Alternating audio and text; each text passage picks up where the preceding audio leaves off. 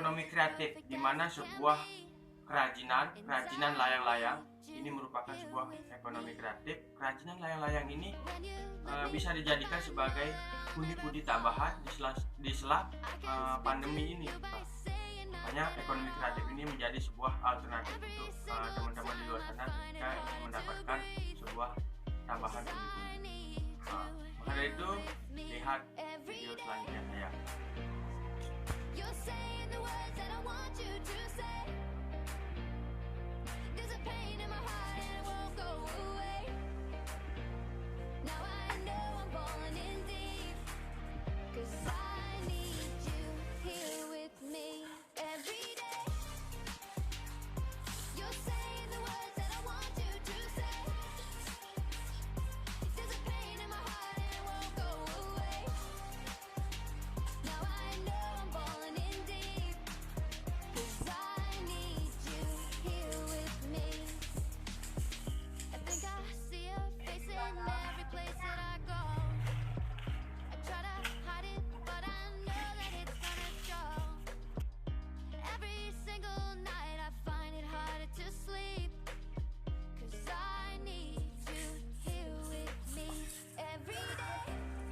Untuk teman-teman sudah sedia nonton video saya, itulah sebuah kreativitas yang mungkin tergolong sederhana, kreativitas yang bisa dilakukan di saat pandemi ini, stay at home, dikerjakan di rumah.